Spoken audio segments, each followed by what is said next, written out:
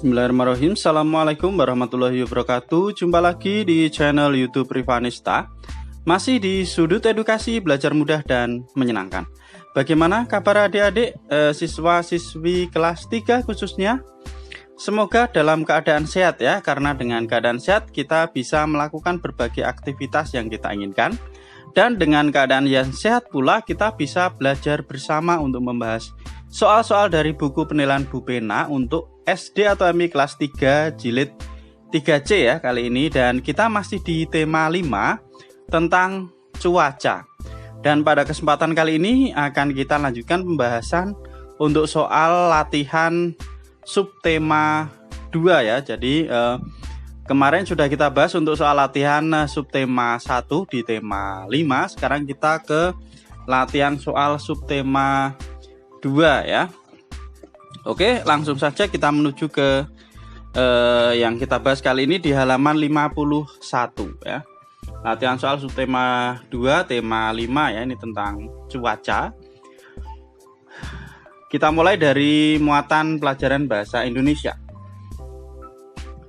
Bacalah teks berikut untuk menjawab soal nomor 1 sampai dengan 3. Oke, kita baca terlebih dahulu ya. Perubahan cuaca dapat terjadi secara tiba-tiba. Perubahan cuaca dapat mempengaruhi kegiatan kita sehari-hari. Oleh karena itu, kita perlu mempersiapkan diri dengan baik. Ketika cuaca panas, kita sebaiknya menggunakan pakaian yang menyerap keringat. Kita juga perlu mengonsumsi air yang cukup agar tidak dehidrasi. Kita dapat memanfaatkan cuaca panas untuk mengeringkan pakaian. Selain itu, kita perlu tetap menyediakan payung atau jas hujan ketika bepergian, karena cuaca hujan bisa saja terjadi secara tiba-tiba. Nah, ini adalah teks ya yang sudah saya bacakan. Kemudian kita ke soal nomor 1 ya. Tuliskan informasi dari paragraf 1 ya. Ini ada 2 paragraf ya. Paragraf 1 ini ya sampai dengan baik. Kemudian paragraf 2 dimulai dengan ketika sampai secara tiba-tiba. Oke. Informasi dari paragraf yang pertama atau paragraf 1 adalah di sini sudah saya tuliskan ya. Oke. Informasinya adalah tentang keadaan cuaca ya, itu informasi dari paragraf 1. Kemudian nomor 2, tambahkan kalimat penjelas pada informasi di paragraf 1 lah. Paragraf 1 ya. Ini kita diminta untuk menambahi kalimat penjelas, berarti kalimat yang sesuai dengan paragraf 1 ya, kita tambahkan kalimat apa yang sesuai tentunya dengan kalimat-kalimat yang ada di paragraf 1, yang mana ini di paragraf 1 adalah menjelaskan tentang perubahan cuaca dan apa yang harusnya kita siapkan. Kita harus mempersiapkan dengan baik. Oke, di sini saya sudah menuliskan tambahannya untuk paragraf 1 lah ini. Ya, jadi agar kita bisa menghadapi cuaca yang berubah-ubah tersebut ya. Jadi di sini kalimat terakhirnya adalah oleh karena itu kita perlu mempersiapkan diri dengan baik. Nah, supaya apa? Lah ini saya tambahkan ya, supaya atau agar kita bisa menghadapi cuaca yang berubah-ubah tersebut. Ya, ini jawaban untuk soal nomor 2. Kita lanjut ke soal nomor 3. Tuliskan informasi dari paragraf yang kedua. Kalau paragraf 1 tadi informasinya adalah tentang keadaan cuaca. Nah, untuk paragraf 2 ini informasinya setelah kita baca adalah cara menghadapi cuaca panas dan hujan. Nah, itu informasi yang kita peroleh dari paragraf yang kedua. Kemudian untuk yang soal nomor 4, tambahkan kalimat penjelas pada informasi di paragraf 2. Nah, ini sama kayak soal nomor 2 ya, tapi ini untuk paragraf 2. Kalau soal nomor 1 tadi, soal nomor 2 tadi paragraf 1. Sekarang ini kalimat penjelas di paragraf yang kedua. Oke ya. Di sini untuk kalimat terakhirnya adalah selain itu kita perlu tetap menyediakan payung atau jas hujan ketika bepergian, karena cuaca hujan bisa saja terjadi secara tiba-tiba. Kemudian saya tambahkan, dengan begitu kita menjadi tidak mudah sakit dengan perubahan cuaca yang ekstrim ya. Ekstrim tadi Maksudnya adalah tiba-tiba atau secara tiba-tiba dari panas tiba-tiba berubah menjadi hujan. Nah, itu adalah cuaca ekstrim. Jadi ini adalah tambahan kalimat penjelas di paragraf yang kedua ya. Oke, untuk mata pelajaran bahasa Indonesia berarti sudah kita bahas ya, ada 4 nomor. Kita lanjut ke muatan pelajaran matematika. Nomor 1, di antara pecahan berikut manakah yang nilainya paling kecil? Kita lihat di sini ya, ada 3/7, 4/7, 2/7. Kita lihat di sini yang bawah itu adalah namanya penyebut, yang atas namanya pembilang. Nah, ini penyebutnya sama 7 semua, maka kalau kita diminta untuk yang nilainya paling kecil, nah kita lihat pembilangnya. Kalau pembilangnya angkanya paling kecil berarti dia nilainya yang paling kecil. Nah, kalau pembilangnya angkanya paling besar berarti nilainya yang paling besar. Itu kalau penyebutnya sama ya. Jadi kalau penyebutnya sama tinggal kita lihat pembilangnya. Pembilangnya besar berarti nilainya besar, kalau pembilangnya kecil berarti nilainya kecil ya. Kita bandingkan di sini. Ternyata di sini ada 3, 4 dan 2, maka yang paling kecil adalah yang 2 ya, 2/7, jawabannya yang C. Kemudian nomor 2, perhatikan gambar berikut. Ini ada gambar pizza ya. Ini adalah dari 1 buah pizza dipotong menjadi 4. Nah, ini tinggal 3 bagian ya dari keseluruhan, berarti 3/4. Kemudian ini yang kedua, ini tinggal 1 bagian atau 1/4. Maka tabel perbandingan yang tepat untuk mengisi titik-titik di atas adalah ini jelas lebih banyak mana. Nah, ini jadi dibagi 4 ini masih sisa 3, ini masih sisa 1, berarti ini lebih banyak ya, atau lebih besar, karena 3/4 sama 1/4, berarti lebih besar yang 3/4, jawabannya yang B. Kita lanjut ke soal nomor 3. Silanglah pecahan yang nilainya lebih besar. Nah, sekarang kita lihat di sini untuk yang A. 3/5 sama 2/5 ya. Oke, ini penyebutnya sama, maka kita lihat pembilangnya. Pembilangnya 3 sama 2. Diminta menyilang yang nilainya lebih besar. 3 sama 2 besar mana? Besar 3, maka jawaban yang A adalah 3/2. Oke, kita silang. Nah, gini ya berarti ya. Kemudian untuk yang B, kita lihat di sini.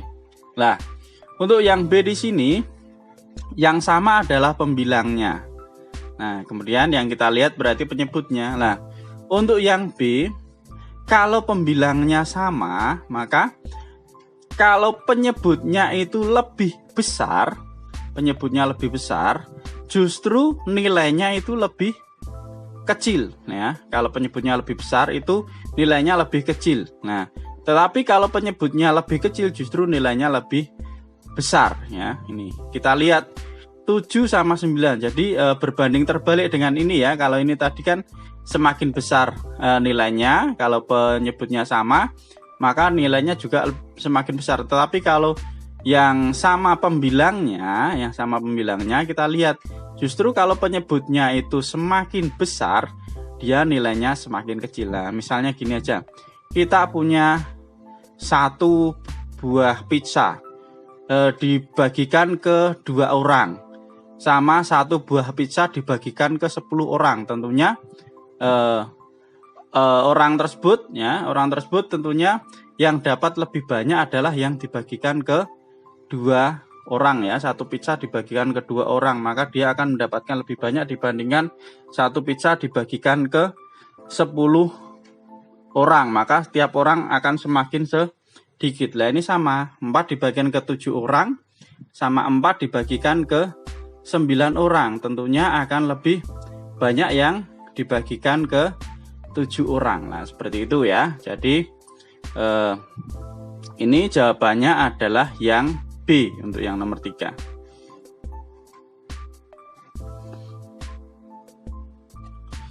Oke, sekarang kita lanjutkan ke soal nomor 4. Isilah kotak dengan tanda perbandingan yang tepat. Nah, ini ya, sama kayak tadi. Nah, sekarang kita kasih nilai perbandingan. Untuk yang A, ini penyebutnya sama. Kita lihat ya pembilangnya. 4 sama 2 ya. Kalau penyebutnya sama, nah pembilangnya 4 sama 2 itu yang kita lihat tinggal pembilangnya. 4 sama 2 berarti 4 dia lebih besar dibandingkan 2. Nah, ini kita kasih tanda ke sini, berarti 4 lebih besar. Kemudian untuk yang B, 3/8 sama 3/4. Nah, ini misalnya pizza 3 dikasihkan ke 8 orang sama pizza 3 dikasihkan ke 4 orang. Tentulah di sini kalau dibagikan ke 8 orang, tiap orang dapatnya lebih banyak apa lebih sedikit dibandingkan dibagikan ke 4 orang. Nah, tentunya tiap orang akan lebih sedikit dapatnya ya, karena dibagi untuk 8 orang, sedangkan ini hanya dibagikan untuk 4 orang ya, seperti itu ya. Jadi ini nilainya adalah lebih kecil itu ya. Oke, sekarang kita ke nomor 5. Jonas makan 2/6 bagian kue. Made juga makan 3/6 bagian kue tersebut. Siapa yang makan kue lebih besar? Kita lihat ya, atau saya tuliskan di sini ya, antara Jonas sama Made ya. Jonas dan Made. Jonas itu 2/6, sedangkan Made 3/6. Kita lihat di sini. Nah, berarti penyebutnya sama. Nah, kita lihat pembilangnya 2 sama 3, berarti Jonas itu lebih sedikit ya, karena kalau penyebutnya sama, kita lihat pembilangnya 2 sama 3, 2 itu lebih kecil. Nah, jadi yang makan kue lebih besar berarti siapa? Jonas dapatnya lebih sedikit, berarti jawabannya adalah Made ya.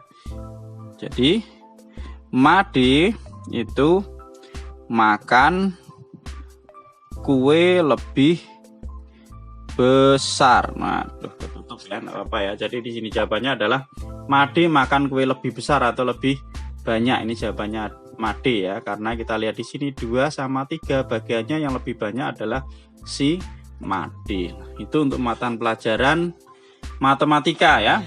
Sekarang kita lanjutkan ke mata pelajaran PKN.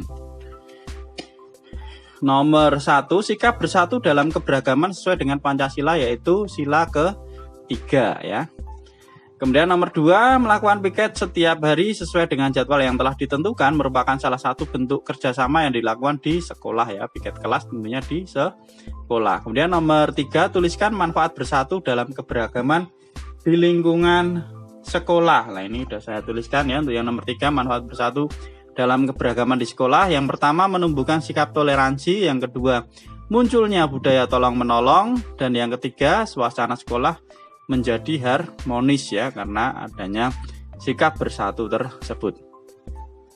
Oke, kita lanjutkan ke nomor 4, tuliskan sikap untuk menjaga keselarasan dalam kerjasama. Sikap untuk menjaga keselarasan dalam kerjasama ya, ini ya, sikap untuk menjaga keselarasan dalam kerjasama adalah saling menghargai, rendah hati, dan juga toleransi. Itu nomor 4. Kemudian kita ke nomor 5, bagaimana sebaiknya cara menyampaikan pendapat saat bekerja sama. Cara menyampaikan pendapatnya adalah disampaikan dengan santun ya. Itu kalau kita mau menyampaikan pendapat sebaiknya disampaikan dengan santun ya, jawabannya itu. Oke, itu muatan pelajaran PKN. Kita lanjutkan ke SBDP ya. Perhatikan gambar berikut ya. Ini dia sedang mengangguk. Ini mendongak ya, kepalanya ke bawah, ke atas, kemudian ini menggeleng ABC. Oke, di sini nama gerakan pada gambar ABC berturut-turut adalah, ini jawabannya berarti adalah yang A, menunduk, mendongak, dan menoleh. Kemudian nomor 2, bagian tubuh yang digunakan untuk mengangkat payung pada gerakan di samping adalah, kita lihat yang dia menggunakan tangan ya. Kemudian nomor 3, gerak cepat dalam tarian biasanya diiringi dengan lagu dengan tempo cepat ya. Kalau temponya cepat, gerakannya juga ikut cepat. Sementara gerak lambat diiringi lagu dengan tempo lambat. Kemudian kita ke nomor 4, ayo ingat kembali gerakan tari untuk mengiringi lagu Hujan Rintik-Rintik. Menurutmu apakah gerakan tari tersebut ada yang dimainkan dengan gerak lemah? Jelaskan. Tidak ya, Hujan Rintik-Rintik itu temponya cenderung cepat ya. Jadi lagunya sifatnya riang ya. Kalau riang itu biasanya cepat ya, karena tempo pada lagu Hujan Rintik-Rintik adalah cepat seperti orang berlari. Jadi temponya itu andante. Andante itu artinya adalah cepat seperti orang berlari. Jadi Di situ